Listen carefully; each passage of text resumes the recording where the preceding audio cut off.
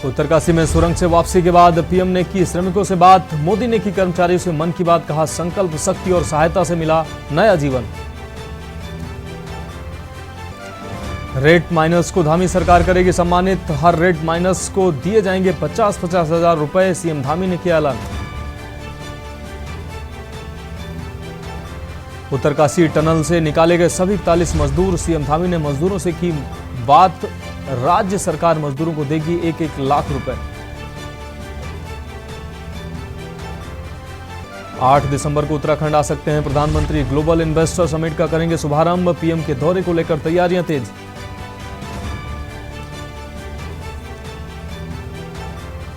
Pneumonia और influenza flu को लेकर अलर्ट। चीन में फैल रही बीमारी के बाद उत्तराखंड में सतर्कता बरतने की निर्देश। गाइडलाइन भी की गई जारी। और उत्तराखंड में मौसम विभाग ने जारी किया अलर्ट। बारिश और ओलावृष्टि का येलो अलर्ट। ऊंचाई वाले इलाकों में बर्फबारी की संभावना।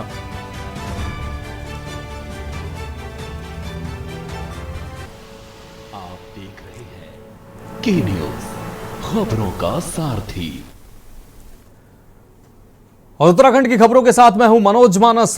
खबरों के विस्तार की बात करेंगे। उत्तराखंड के नए कार्यवाहक डीजीपी का ऐलान सामने आया है। अभिनव कुमार होंगे नए कार्यवाहक डीजीपी। अभिनव कुमार होंगे प्रदेश के कार्यवाहक डीजीपी। 1996 बैच के आईपीएस अधिकारी हैं अभिनव कुमार। कल रिटायर हो रहे हैं डीजीपी अशोक कुमार। ये अहम खबर इस वक्त की उत्तराखंड के देहरादून से आपको दिखा रहे हैं। 1996 बैच के आईपीएस अधिकारी हैं अभिनव कुमार। तो उत्तराखंड को नया कार्यवाहक डीजीपी मिलेगा। कल रिटायर होंगे मौजूदा डीजीपी अशोक कुमार। उत्तराखंड के नए कार्यवाहक डीजीपी की होगी नियुक्ति। अभिनव कुमार होंगे नए प्रदेश के नए कार्यवाहक डीजीपी। 1996 बैच के आईपीएस अधिकारी हैं अभिनव कुमार। यह अहम खबर इस वक्त की आपको दिखा रहे हैं। उत्तराखंड के देहरादून से कल रिटायर हो रहे हैं डीजीपी अशोक कुमार। इस वक्त की ये अहम खबर। उत्तराखंड के नए कार्यवाहक डीजीपी का ऐलान हुआ है। मौजूदा डीजीपी अशोक कुमार कल रिटायर हो रहे हैं। उसके बाद अभिनव कुमार होंगे प्रदेश के कार्यवाहक डीजीपी। अब बढ़ेंगे अगली खबर की। उत्तराखंड के डीजीपी अशोक कुमार कल 30 नवंबर को सेवानिवृत्त हो रहे हैं। धर्मनगरी हरिद्वार से अशोक कुमार का एक अलग ही नाता रहा है। हरिद्वार में 2 बार एसएसपी पद पर रहकर बढ़ते क्राइम को रोकने में उन्होंने महत्वपूर्ण भूमिका निभाई थी। साथ ही कई सामाजिक संस्थाओं को साथ लेकर पुलिस की छवि को भी सही करने का कार्य किया था। यही कारण है कि हरिद्वार के लोग डीजीपी अशोक कुमार को काफी पसंद करते हैं। आज धर्मनगरी हरिद्वार में अशोक कुमार के सम्मान में कई सामाजिक संस्थाओं द्वारा एक कार्यक्रम आयोजित किया गया, जिसमें अशोक कुमार को पुलिस में 34 वर्ष तक की गई सेवा के लिए सम्मानित किया गया। हरिद्वार में सामाजिक संस्थाओं द्वारा किए गए सम्मान के बाद डीजीपी अशोक कुमार भी काफी भावुक नजर आए। अशोक कुमार का कहना है कि सम्मान समारोह में हरिद्वार के सामाजिक संगठनों और विभिन्न समाज के लोग आए हैं। मुझे काफ़ी अच्छा लग रहा है क्योंकि हरिद्वार से मेरी काफ़ी यादें जुड़ी हुई हैं। 2 बार मैं हरिद्वार का एसएसपी रहा हूं और आईजी गढ़वाल भी रहा हूं। पुलिस में 34 साल से ज़्यादा मुझे कार्य करने का मौका मिला। मैंने इस कार्य को जिया है। मैं हमेशा सख्त और संवेदनशील रहा हूं कि अपराधियों के लिए सख्त होना चाहिए, पुलिस और आम लोगों के लिए मित्र और विक्टिम के लिए संवेदनशील होना चाहिए। आशा करता हूं कि भविष्य में भी उत्तराखंड पुलिस ऐसा ही व्यवहार रखेगी।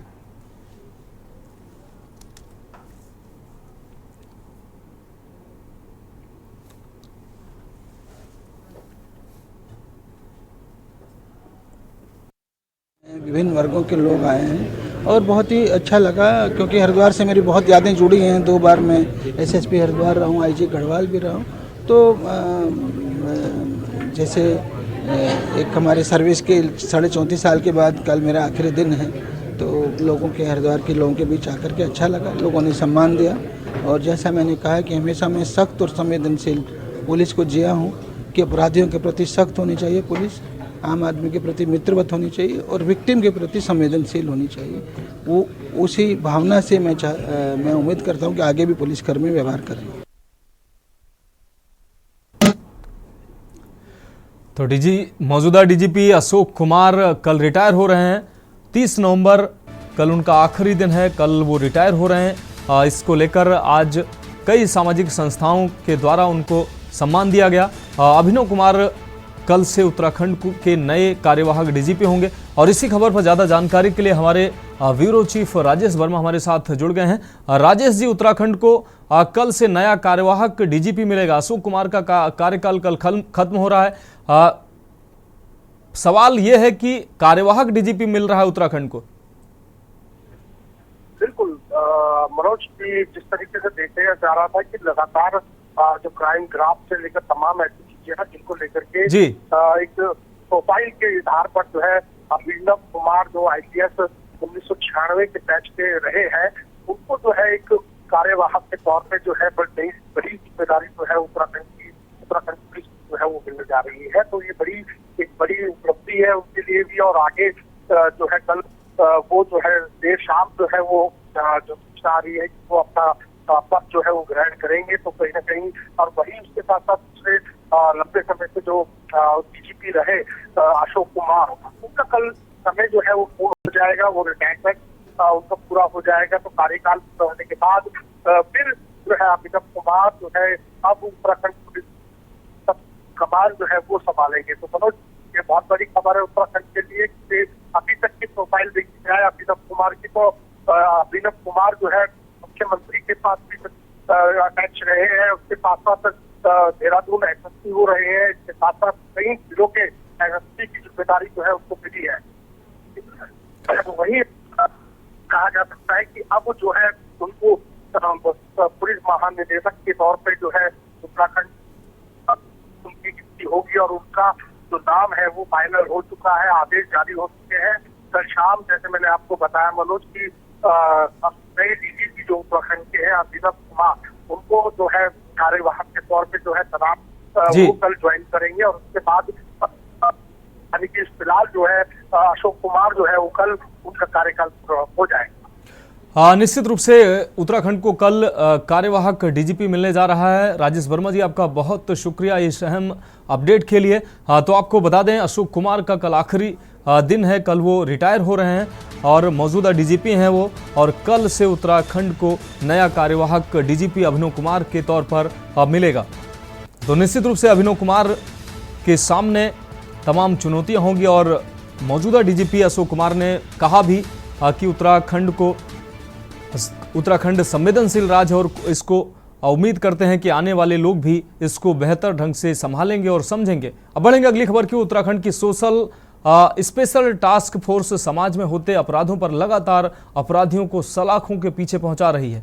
इसी कड़ी में फिरौती मांगने वाले एक अपराधी को STF ने गिरफ्तार किया है। इसके संबंध में बताते हुए SSP STF आयुष अग्रवाल ने कहा कि कुछ माह पूर्व थाना मंगलौर में एक शिकायत दर्ज कराई गई थी, जिसमें उसमें कोई अर्श डल्ला के नाम से फिरौती मांग रहा था। मामले के संबंध में मुकदमा दर्ज किया गया था और मामले की संवेदनशीलता को देखते हुए STF को यह मामला सौंपा गया था। मामले की जांच के दौरान सामने आया था कि आपसी रंजिश के चलते अर्श डल्ला से संपर्क कर शिकायतकर्ता को धमकी दिलवाई गई थी, जिस पर दिल्ली स्पेशल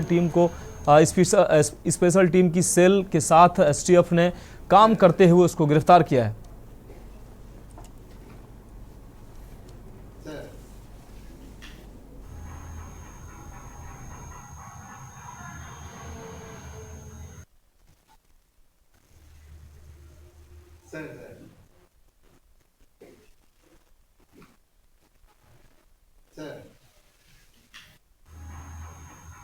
देखिए, कुछ माह पूर्व थाना मंगलौर पर एक शिकायत प्राप्त हुई थी, जिसमें कि शिकायतकर्ता के द्वारा बताया गया था कि उनके पास में अर्श डल्ला के नाम से एक एक्सटॉर्शन कॉल आ रही है। उस संबंध में वहां पर मुकदमा पंजीकृत किया गया था और मामले की संवेदनशीलता को देखते हुए उसको STF को ट्रांसफ़र किया गया था। तो STF के द्वारा इसमें इन्वेस्टिगेशन की जा रही थी। उस इन्वेस्टिगेशन के दौरान ये सामने आया कि जो शिकायतकर्ता था, इसका ही जो गाँव का जो पड़ोसी था, उसके द्वारा ही आपसी रंजिश में अर्श डल्ला से संपर्क करके उसके माध्यम से उसको धमकी दिलवाई गई थी। और सीधा आपको लिए चलते हैं देहरादून, जहां मुख्यमंत्री धामी टनल में इगास पर्व को हर्षोल्लास के साथ मना रहे हैं। और इस दौरान जो टनल में 41 मजदूर फंसे हुए थे, उनके परिजनों के साथ ये इगास का पर्व मुख्यमंत्री हर्षोल्लास के साथ मना रहे हैं। तो देहरादून से ये तस्वीरें साफ तौर से आप देख पा रहे हैं। मुख्यमंत्री धामी इस कार्यक्रम में पहुंचे हैं और सिलक्यारा टनल में फंसे मजदूरों के परिवारों के साथ इस पर्व को मनाया है। सीएम धामी ने इन लोगों के बीच में पहुंचे हैं मुख्यमंत्री धामी और इन लोगों के साथ ये पर्व मना रहे हैं। निश्चित रूप से इन परिवारों के लिए ये बड़ी खुशी का पल है और इगास को इसी खुशी के साथ ये परिवार के लोग मना रहे हैं और मुख्यमंत्री भी इस कार्यक्रम में पहुंचे हैं। तो निश्चित रूप से इन लोगों की खुशी का ठिकाना नहीं होगा। तो कल इन परिवारों के जो सदस्य थे सिलक्यारा हादसे सिलक्यारा टनल में फंसे हुए थे वो सकुशल बाहर निकाल लिए गए हैं। उसके बाद कल से ही इन परिवारों के घरों में खुशी के साथ ही जश्न का माहौल देखने को मिल रहा है। मुख्यमंत्री और प्रधानमंत्री के द्वारा इन मजदूरों से बात की गई और आज इगास पर्व बड़े हर्षोल्लास के साथ इन लोगों के बीच में मनाने पहुंचे हैं मुख्यमंत्री धामी।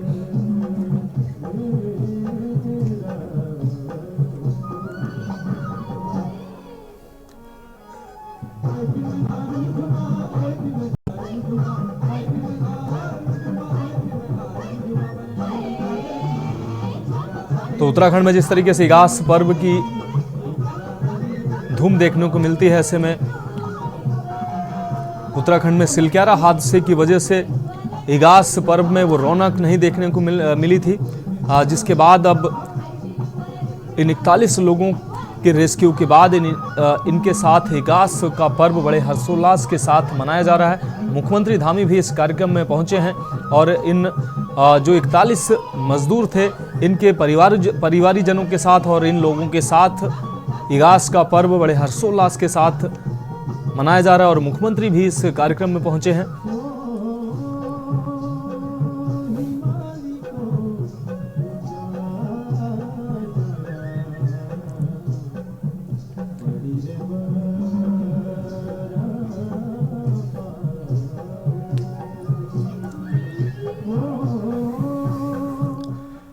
तो उत्तराखंड की खबरों में वक्त एक ब्रेक का है, जल्द हाजिर होंगे। बाद एक बार फिर से उत्तराखंड की खबरों में आपका स्वागत है। अब बात करेंगे अगली अहम खबर की। हल्द्वानी में कल ईजा वेणी महोत्सव का भव्य आयोजन किया जा रहा है, जिसकी तैयारियां अंतिम चरण में है। मुख्यमंत्री पुष्कर सिंह धामी इस महोत्सव में जिले को 713 करोड़ की योजनाओं की सौगात भी देने वाले हैं। इसके साथ ही महिला सशक्तिकरण व महिलाओं को आत्मनिर्भर बनाने के लिए सामाजिक क्षेत्र में बेहतर काम करने वाली महिलाओं को सम्मानित भी किया जाएगा। पुलिस और प्रशासन पूरी तरीके से कार्यक्रम की तैयारियों में जुटा हुआ है। इसके अलावा 13 जिलों के 26 उत्पादों के स्टॉल भी लगाए जाएंगे। कार्यक्रम स्थल से तैयारियों का जायजा लिया हमारे संवाददाता दीपक अधिकारी ने।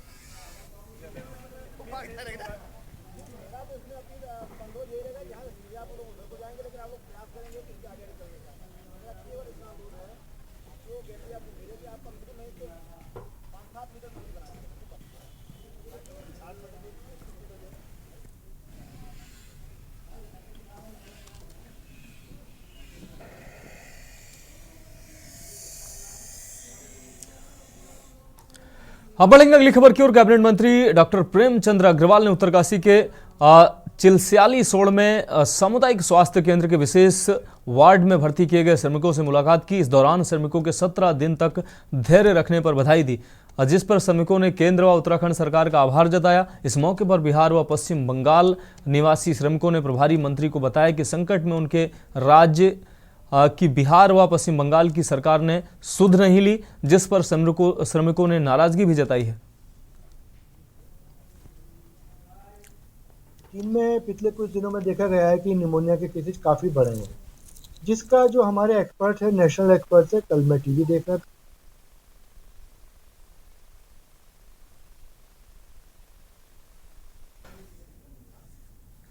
तो खबरों में वक्त एक और ब्रेक का है, जल्द हाजिर होंगे। ब्रेक के बाद एक बार फिर से उत्तराखंड की खबरों में आपका स्वागत है। अब बात करेंगे अगली अहम खबर की। उत्तरकाशी के सिलक्यारा टनल में पिछले 17 दिनों से चल रहा रेस्क्यू ऑपरेशन सफल रहा। 17वें दिन रेस्क्यू टीम ने सफलतापूर्वक टनल में फंसे सभी 41 मजदूरों को बाहर निकाल लिया। सीएम धामी और केंद्रीय राज्य मंत्री जनरल वीके सिंह ने टनल से बाहर आए सभी मजदूरों का उन्होंने फूल मालाओं से स्वागत किया।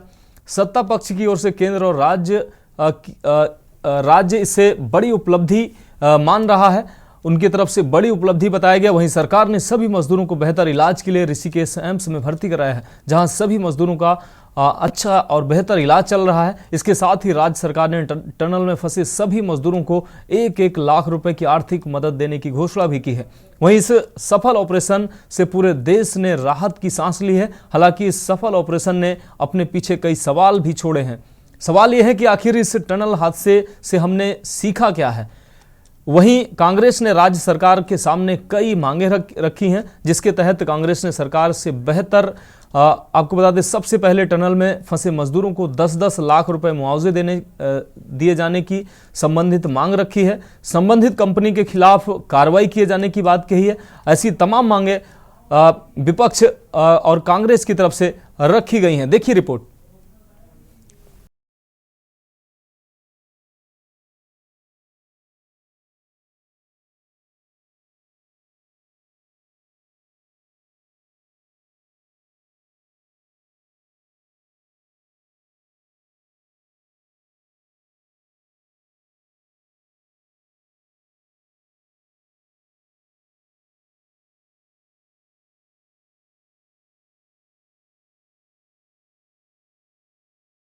सिंह ने टनल से बाहर आने पर सभी को फूलमालाओं से स्वागत किया। सत्ता पक्ष की ओर से केंद्र और राज्य के इसे बड़ी उपलब्धि बताई जा रही है। वहीं सरकार ने सभी मजदूरों को बेहतर इलाज के लिए ऋषिकेश एम्स में भर्ती कराया है, जहां सभी मजदूरों का इलाज चल रहा है। इसके साथ ही राज्य सरकार ने टनल में फंसे सभी मजदूरों को 1-1 लाख रुपए की आर्थिक मदद देने की घोषणा भी की है। इस सफल ऑपरेशन से पूरे देश ने राहत की सांस ली। सीएम धामी ने सभी का आभार व्यक्त किया। तो निश्चित रूप से जो कठिन काम भी हमारे लिए आसान हो गया, मैं उनका भी धन्यवाद करता हूँ कि और अभी भी उन्होंने, जैसे हमारे सभी श्रमिक भाई बाहर आए, उनका अभी दूरभाष पर फोन आया था और उन्होंने कहा कि सभी को मेडिकल उनका चेकअप ठीक से करना है, उनके परिजनों की सबकी कुशल से जानी, उनकी चिंता करनी है, उनके घरों तक ले जाने की उनकी व्यवस्था करनी है। सभी प्रकार से उन्होंने संपूर्ण चिंता करने का काम किया है। हमारे और भी सभी लोग इस काम में लगे हुए थे और विशेषकर से उत्तराखंड के हमारे सभी देवी देवताओं का मैं उनको भी नमन करता हूं कि उन्होंने बहुत काम किया। हमारे राष्ट्रीय जो सड़क परिवहन मंत्रालय है, उसमें आदरणीय गडकरी जी बीच में आए, उन्होंने भी यहाँ पर हर तरीके से इसको देखा। और हमारे जनरल बीके सिंह जी, इनका मैं विशेष रूप से सबकी तरफ से और उत्तराखंड वासियों की तरफ से इनका मैं धन्यवाद इसलिए करता हूँ कि एक कैंप बनाकर लगातार यहाँ पर रहे और एक दिन भी इन्होंने यहाँ से कभी ये नहीं सोचा कि मैं यहाँ से कहीं बाहर जाऊँ, और इस कठिन काम को लोगों को लगातार संबल प्रदान करने का काम, उनको प्रोत्साहन करने का काम, और पूरा हमारा जहाँ सभी एजेंसियाँ लगी हुई थी, वहीं पीएमओ के भी सभी अधिकारी अपने अपने तरीके से इस पूरे अभियान को अपना सहयोग प्रदान कर रहे थे, योगदान प्रदान कर रहे थे। आगे आने वाले समय में हम ये जो जितने भी हमारे इस प्रकार के टनल उत्तराखंड के अंदर चल रहे हैं, सभी की समीक्षा भी करेंगे। और वैसे तो भारत सरकार ने इसमें सेफ्टी ऑडिट कर दिया है, जिससे आगे निकट भविष्य में हमको इस प्रकार की किसी परेशानियों का सामना न करना पड़े। मैं सभी श्रमिक भाइयों को उनके उज्जवल भविष्य के लिए, उज्जवल जीवन के लिए मैं उनको सबको शुभकामनाएं देता हूं। उनके वहीं 17 दिनों तक चले सफल ऑपरेशन ने अपने पीछे भी कई सवाल छोड़ दिए हैं। सवाल ये है कि आखिर इस टनल हादसे से हमने क्या सीखा और भविष्य में ऐसे हादसे दोबारा न हो, इसके लिए हमारी क्या तैयारी है। इन सभी सवालों के बीच कांग्रेस ने राज्य सरकार के सामने कई मांगे रखी हैं, जिसके तहत कांग्रेस ने सरकार से सबसे पहले टनल में फंसे मजदूरों को 10-10 लाख रुपए मुआवजा दिए जाने, संबंधित कंपनी के खिलाफ कार्रवाई किए जाने, सभी निर्माणाधीन टनलों का सेफ्टी ऑडिट किए जाने, निर्माण कार्यों में सुप्रीम कोर्ट की गाइडलाइन का पालन किए जाने की मांग की है। वहीं आम आदमी पार्टी ने भी सरकार से राज्य में लगातार हो रहे हादसों से सबक लेने की मांग की है। तमाम तरह की मशीनें फेल हो गई, अंत में काम कौन आए? Red hole miners. Red hole miners को आपने क्या प्रोत्साहन दिया? आपने श्रमिक जो बच के आए 18 दिन का जीवन मृत्यु की इतने बड़े संघर्ष से 1-1 लाख रुपए उनको दिया। हमारा ये सवाल है सबसे पहला कि आप सबसे पहले बताइए कि कौन इसका जिम्मेदार था इतनी बड़ी आपदा का, उसके खिलाफ क्या कार्रवाई आपने करी? इस चकाचौंध में बचाव अभियान का श्रेय लेने की होड़ में, उसकी आड़ में नवयुक्त कंपनी को क्लीन चिट नहीं दी जानी चाहिए, उसके खिलाफ कार्रवाई होनी चाहिए। जो अब तक नहीं हुई। दूसरा बिंदु, राज्य के अंदर जितने टनलिंग हो रही है सबका सेफ्टी ऑडिट होना चाहिए। नंबर 3, जो इस राज्य के अंदर जिन्होंने अभियान में, इस पूरे बचाव अभियान में सबसे नंबर 1 रेड कोल माइनर्स, उसके अलावा जितने लोग शामिल थे उनको विशेष रूप से सम्मानित किया जाना चाहिए। श्रमिक जो फंसे थे उनको कम से कम 10 लाख रुपया राज्य की सरकार को देना चाहिए। सिलकारा टनल ऑपरेशन सफल हुआ, सभी 41 जिंदगियां बचाई गई। इसके लिए उन सबको जिन्होंने इस रेस्क्यू ऑपरेशन में शिरकत की, हृदय की गहराई से बधाई।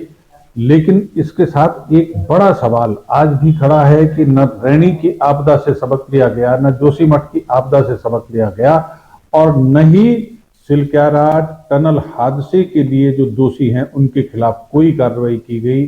जोशीमठ की आपदा में जिस तरह से एनटीपीसी को क्लियर चिट दी गई, ऐसे ही सिलकारा टनल हादसे के दोषी खुले आसमान में घूम रहे हैं। उनको कोई डर नहीं है, क्योंकि वो जानते हैं कि कंपनी के मालिक की पहुंच दिल्ली में जो सत्ता है उन तक है। कंपनी का मालिक दिल्ली की सत्ता से उनकी रक्षा कराने के लिए सक्षम है। तो ऐसे में जो ये घटनाक्रम हुआ या भविष्य में जो टनल बनेंगी, क्या वो सुरक्षित होंगी, ये अपने आप में एक बड़ा सवाल है। और इस सवाल का समाधान राज्य की धामी सरकार को देना चाहिए, केंद्र की मोदी सरकार को देना चाहिए। पहले मैं आपके माध्यम से जो सिलकारा का वर्ल्ड का सबसे बड़ा रेस्क्यू ऑपरेशन सफलतापूर्वक उत्तराखंड ने धामी जी के नेतृत्व में और हमारे यशस्वी प्रधानमंत्री श्री नरेंद्र मोदी जी के कुशल मार्गदर्शन में, हमारे गृह मंत्री अमित शाह जी के त्वरित सहयोग से उसको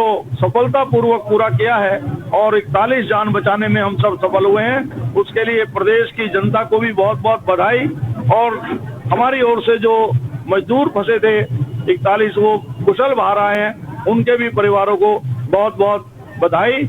कुल मिलाकर सिलकारा टनल से मजदूरों को बाहर निकालने का रेस्क्यू सफल रहा, लेकिन भविष्य में ऐसी घटनाएं न हो इसके लिए भी इंतजाम किए जाने बेहद जरूरी हैं, जिससे सिलकारा जैसे हादसे दोबारा न हो।